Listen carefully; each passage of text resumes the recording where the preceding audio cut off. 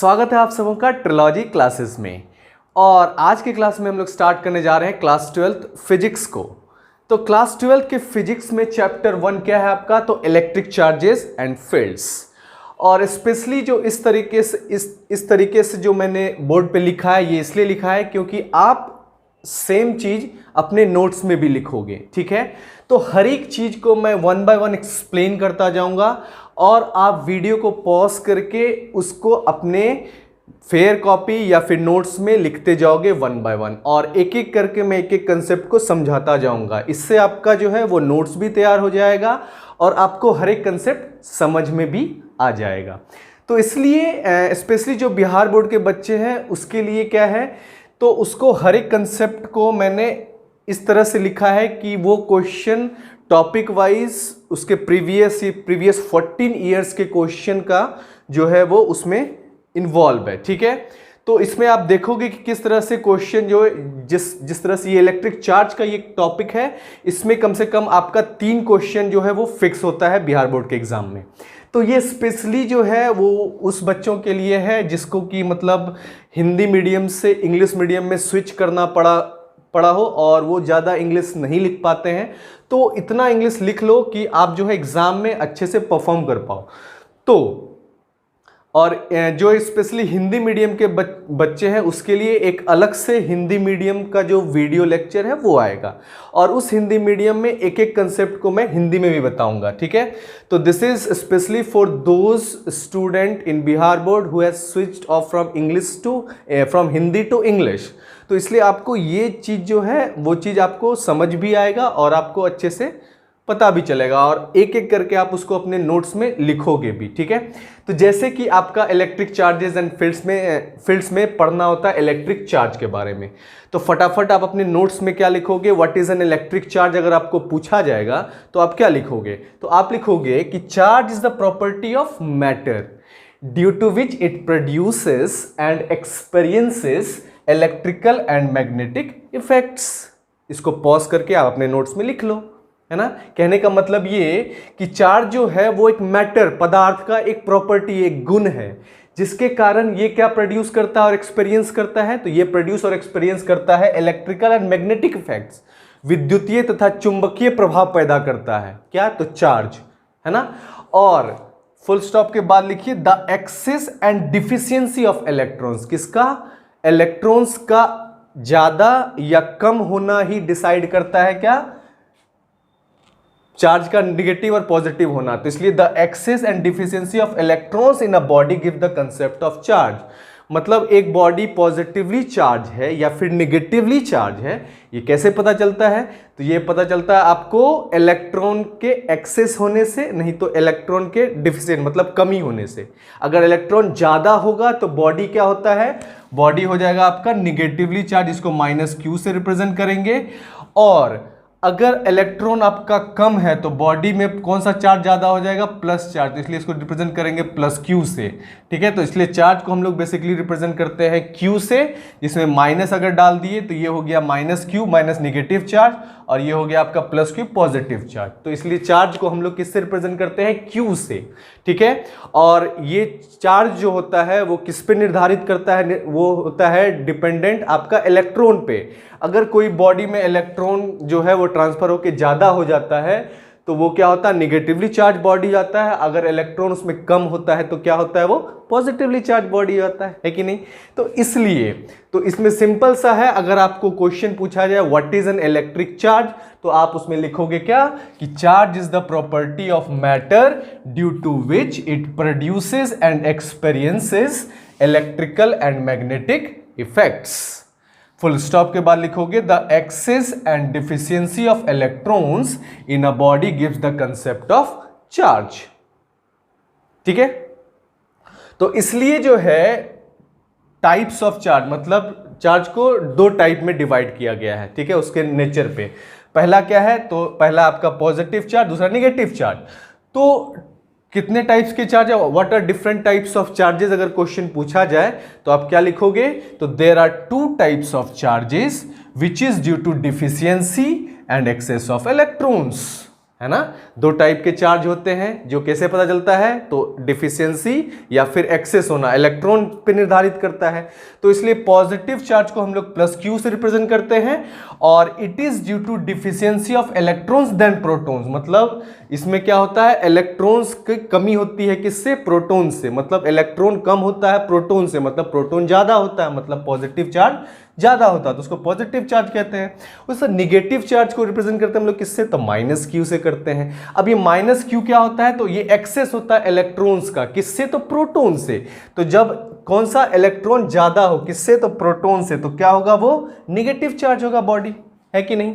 तो इसलिए जो चार्ज है वो किस पे निर्धारित डिपेंड करता है, इलेक्ट्रॉन पे, ठीक है। इलेक्ट्रॉन के कमी होने पे या फिर इलेक्ट्रॉन के अधिक होने पे। इलेक्ट्रॉन अधिक है तो नेगेटिव चार्ज, अगर कमी है तो पॉजिटिव चार्ज, है कि नहीं। फिर नेक्स्ट है यूनिट ऑफ चार्ज। चार्ज का यूनिट, बेसिकली चार्ज का दो यूनिट होता है, और स्पेशली ये बिहार बोर्ड के बच्चों के लिए और स्पेशली सीबीएसई बोर्ड के लिए बच्चों के सीबीएसई बोर्ड के लिए जो वन लाइनर आता है उसके लिए है, और बिहार बोर्ड में एमसीक्यू में आया था। ये 3 क्वेश्चन फिक्स होता है, क्या, तो एसआई यूनिट ऑफ चार्ज और डायमेंशनल फॉर्मूला ऑफ चार्ज। तो what is the SI unit of charge and what is the dimensional formula of charge. तो एसआई यूनिट ऑफ चार्ज को हम लोग लिखते हैं कूलम्ब। यूनिट ऑफ चार्ज क्या होता है, कूलम्ब होता है। और जो डायमेंशनल फॉर्मूला होता है उसको निकालने के लिए आपको एम्पेयर सेकेंड का पता चला, क्योंकि चार्ज आपने पढ़ा था क्लास 10th में कि जो आई होता है, आई क्या होता है आपका, आई होता है flow of charge per unit time, और चार्ज का क्या होता है यूनिट, कूलम्ब बाय सेकेंड। और इसी को हम लोग कहते हैं एम्पेयर, जिसको हम लोग ए से रिप्रेजेंट करते हैं, और एम्पेयर, और हम लोग इसको क्या लिखते हैं, एम्पेयर सेकेंड। और एम्पेयर सेकेंड लिखने का क्या है कंसेप्ट, तो एम्पेयर अभी बताया कूलम्ब बाय सेकेंड होता है, और इनटू सेकेंड, सेकेंड कट के कूलम्ब हो गया, है ना। तो इसलिए आप चार्ज को, Q को क्या लिख सकते हो, तो Q को लिख सकते हो एम्पेयर इंटू सेकेंड। एम्पेयर बराबर होता है कूलम्ब बाय सेकेंड, और इंटू सेकेंड, सेकेंड कैंसिल, वापस कूलम्ब मिल गया। तो इसलिए Q को क्या लिख सकते हो, एम्पेयर सेकेंड। इसलिए यहां पे क्या लिखा है आपका, एम्पेयर सेकेंड। और एम्पेयर के लिए डायमेंशनल फॉर्मूला A होता है, और सेकेंड के लिए होता है T, टाइम, ठीक है। तो ये हो गया आपका डायमेंशनल फॉर्मूला, जिसको हिंदी में कहते हैं विमीय सूत्र। लेकिन AT आपका डायमेंशनल फॉर्मूला है किसका, चार्ज का। तो याद रखना आपको, चार्ज को एसआई यूनिट, चार्ज का एसआई यूनिट क्या होता है, तो कूलम्ब होता है। और इसको कैसे रिप्रेजेंट करते हैं, एम्पेयर सेकेंड से, जिसको A और T भी कहते हैं। और जो दूसरा क्वेश्चन वो पूछा जाता है वो होता है कि what is the CGS unit of charge.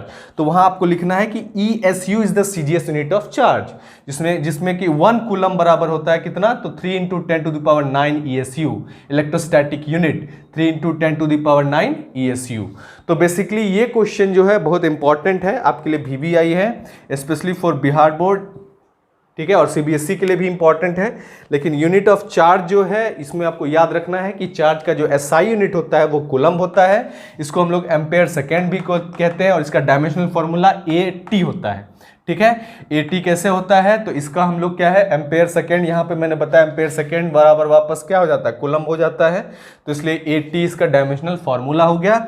और इसका जो सीजीएस यूनिट होता है चार्ज का वो होता है ESU, इसलिए 1 कूलम्ब में होता है आपका 3 × 10⁹ ESU, ठीक है, इलेक्ट्रोस्टैटिक यूनिट, ठीक है। तो ये था आपका क्या, चार्ज के बारे में। तो आप 1 बाय 1 इसको क्या करोगे, अपने नोट्स में वीडियो को पॉज करके लिख लोगे, ठीक है।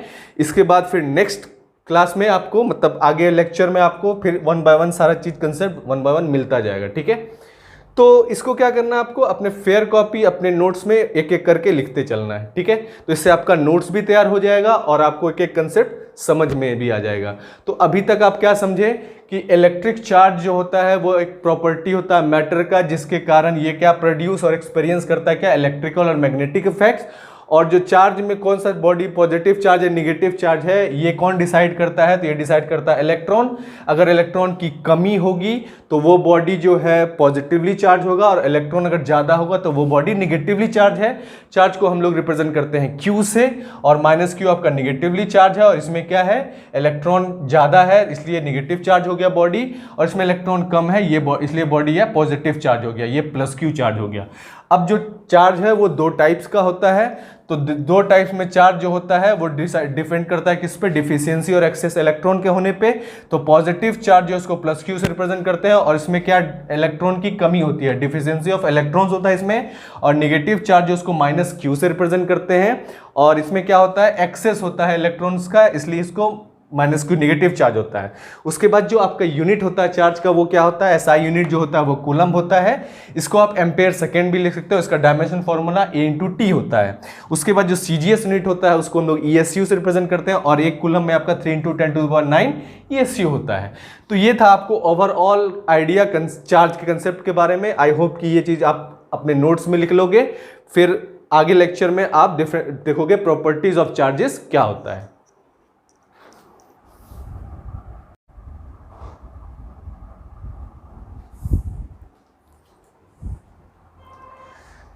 हेलो, स्वागत है आप सबका ट्रिलॉजी क्लासेस में। तो ट्रिलॉजी क्लासेस में लास्ट क्लास में हम लोगों ने डिस्कस किया था इलेक्ट्रिक चार्ज के बारे में, और इलेक्ट्रिक चार्ज में हम लोगों ने देखा था कि चार्ज किसे कहते हैं, व्हाट इज इलेक्ट्रिक चार्ज, और what are different types of charges. तो इलेक्ट्रिक चार्ज जो होता है वो क्या प्रोड्यूस करता है और एक्सपीरियंस करता है, तो इलेक्ट्रिकल और मैग्नेटिक इफेक्ट प्रोड्यूस करता है और एक्सपीरियंस करता है। और बेसिकली जो चार्ज होते हैं वो दो टाइप्स के होते हैं, एक पॉजिटिव चार्ज और एक आपका निगेटिव चार्ज।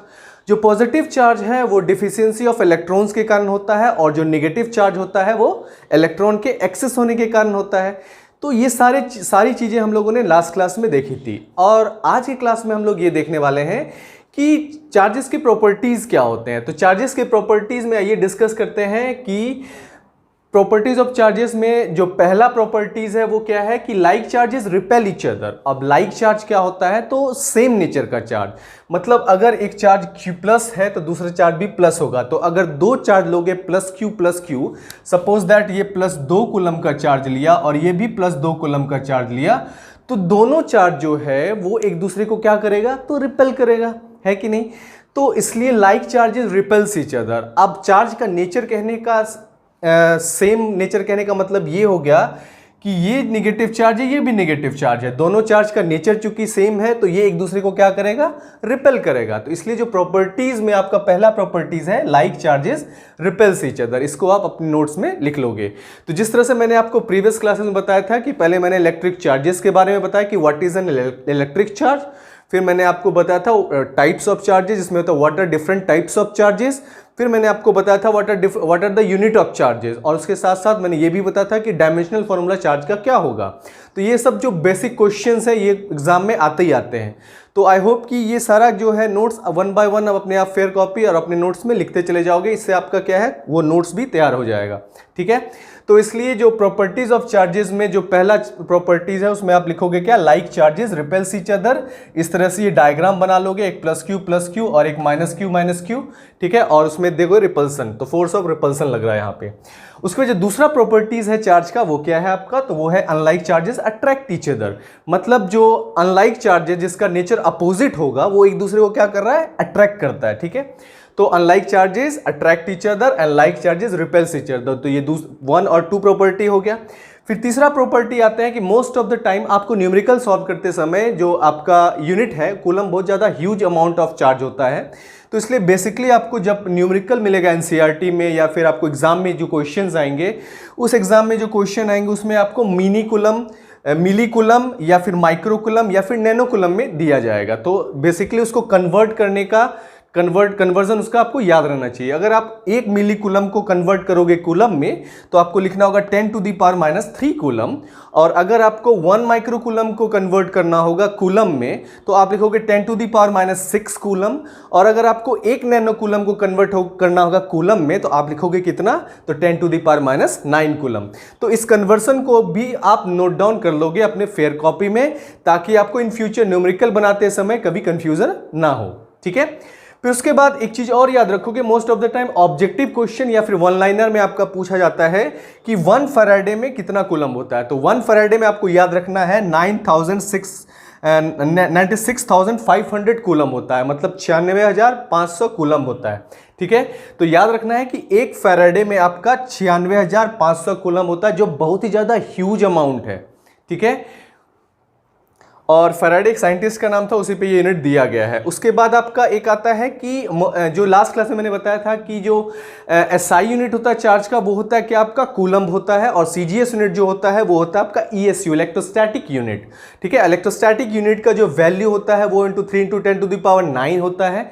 लेकिन बहुत बार आपको ऑब्जेक्टिव क्वेश्चन में, स्पेशली बिहार बोर्ड के 2021 के क्वेश्चन में पूछा गया था, EMU of charge electric mass unit of charge upon ईएसयू of charge electrostatic unit of charge का वैल्यू क्या होगा। तो इसमें आपको क्या लिखना, 3 × 10⁻10 याद रखना है। जब आपको पूछा जाए कि सीजीएस यूनिट ऑफ चार्ज क्या होता है तो वहां पे आप लिखोगे 3 × 10⁹ कूलम। ठीक है, एक स्टैट कूलम में होता है इतना, 3 × 10⁹ कूलम। नो 3 × 10⁹ कूलम में सीजीएस यूनिट में होता है एक कूलम बराबर 1 कूलम बराबर होता है आपका कितना, 3 × 10⁹ ESU। ठीक है, और जब EMU of charge by ईएसयू of charge का रेशियो पूछा जाए तो उसका वैल्यू होता है 3 × 10⁻10। ये आपका बिहार बोर्ड का 2021 में क्वेश्चन पूछा गया था। तो इस चीज को आप ध्यान से नोट डाउन करके अपने फेयर कॉपी में लिख लो। ठीक है, क्योंकि ये फिर से रिपीट हो सकता है। तो उसके बाद आता है आपका फोर्थ प्रॉपर्टी जो चार्ज का होता है वो होता है quantization of charge. Quantization of charge का कहना ये है कि चार्ज जो है, charge is always transferred in integral multiple of E. Charge जो है वो हमेशा ई के इंटीग्रल मल्टीपल में ट्रांसफर होता है, मतलब इंटीग्रल मतलब इंटीजर्स में। और इंटीजर क्या होता है, प्लस एन भी हो सकता है और माइनस एन भी हो सकता है, मतलब +2 कूलम भी हो सकता है, -2 कूलम भी हो सकता है।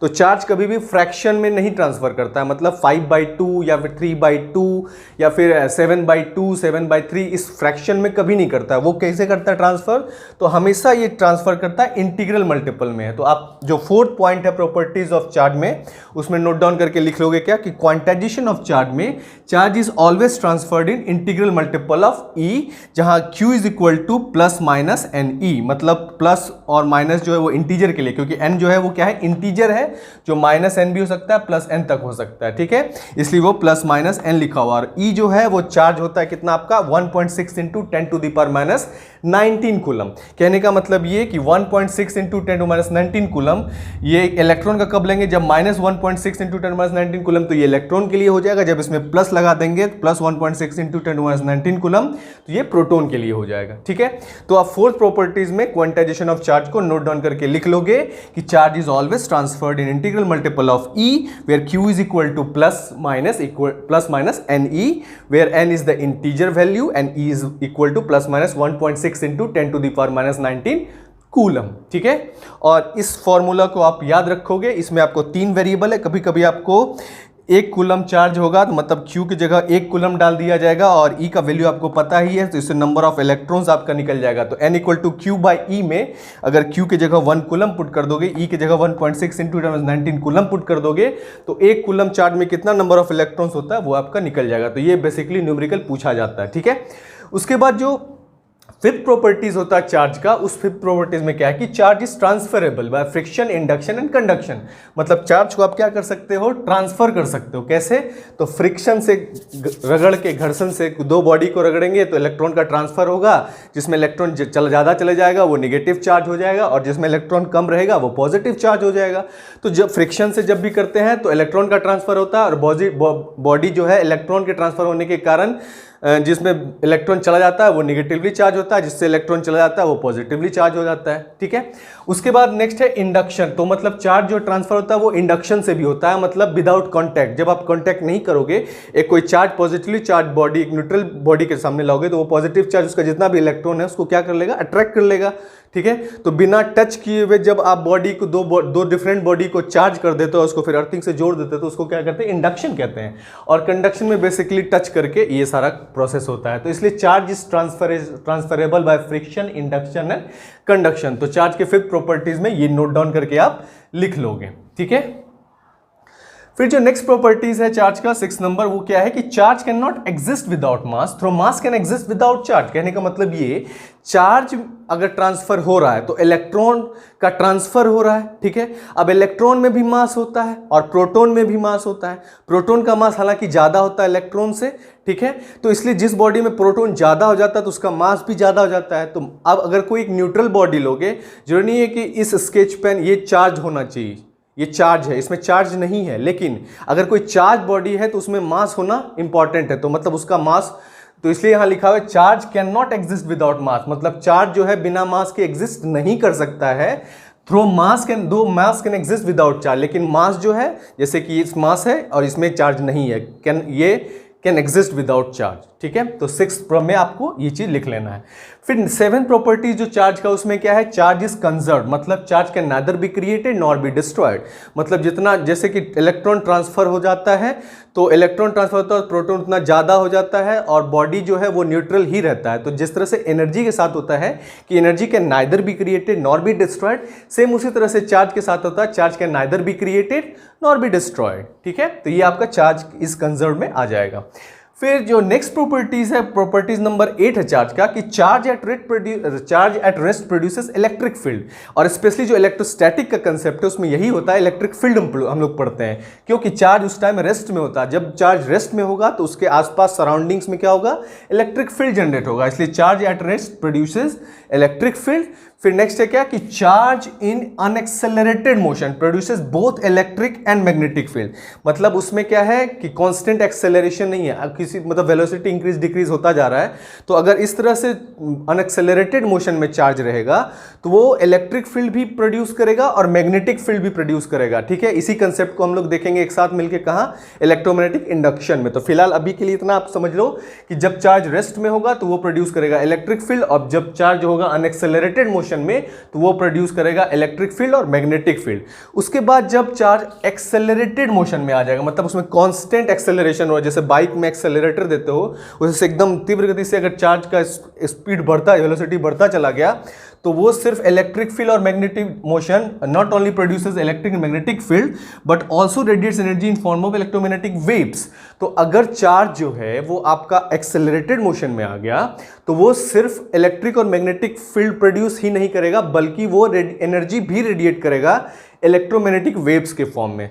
तो इसलिए जो प्रॉपर्टीज ऑफ चार्ज में प्रॉपर्टीज नंबर 8 है उसमें आप लिख लोगे, charge at rest produces electric field, charge in unaccelerated motion produces both electric and magnetic field, and charge in unaccelerated motion not only produces electric and magnetic field but also radiates energy in form of electromagnetic waves। आई बात समझ में। फिर उसके बाद next जो property number 9 है charge का, वो क्या है, charge resides on the surface of conductor so bubbles expand on charging. मतलब चार्ज हमेशा कहाँ पे रिजाइड करता है, तो सरफेस पे। क्यों, इसलिए क्योंकि चार्ज जो है वो कोई भी कंडक्टर के अंदर होता नहीं है, इलेक्ट्रिक फील्ड अंदर में जीरो हो जाता है। तो जो चार्ज है वो हमेशा कहाँ होता है, तो वो सरफेस के पे होता है चार्ज हमेशा। वो कभी भी चार्ज जो है कंडक्टर के अंदर नहीं होता है, इसलिए कंडक्टर के अंदर इलेक्ट्रिक फील्ड जीरो होता है। और इसी कंसेप्ट के कारण जो होता है, जब आपका वो बिजली कड़कता है तो उस टाइम में जो है इलेक्ट्रोस्टैटिक शील्डिंग होता है, तो बस के अंदर रहना ज़्यादा सेफ होता है, ठीक है। पैर के नीचे रहना ज़्यादा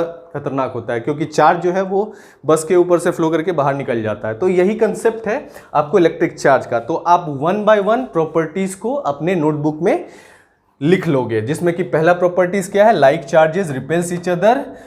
इस डायग्राम को ड्रॉ कर लोगे, ठीक है, पॉज कर लो और इसको आराम से ड्रॉ कर लो। फिर दूसरा प्रॉपर्टीज है कि unlike charges attract each other, ठीक है, इसको पॉज कर लो और डायग्राम ड्रॉ कर लो। उसके बाद नेक्स्ट है कि 1 मिली कूलम में 10⁻³ कूलम होता है, 1 माइक्रो कूलम में 10⁻6 कूलम होता है, 1 नैनो कूलम में 10⁻9 कूलम होता है। तो जब भी न्यूमेरिकल बनाओ इस कन्वर्जन को याद रखो। एक फराडे में 96,500 कूलम होता है, और EMU of charge by ESU of charge जो होता है वो 3 × 10⁻10 होता है, और एक कूलम में 3 × 10⁻9 ESU होता है। ये क्या है, CGS यूनिट होता है चार्ज का, इसको स्टैट कूलम भी कहते हैं। क्या कहते हैं, स्टैट कूलम।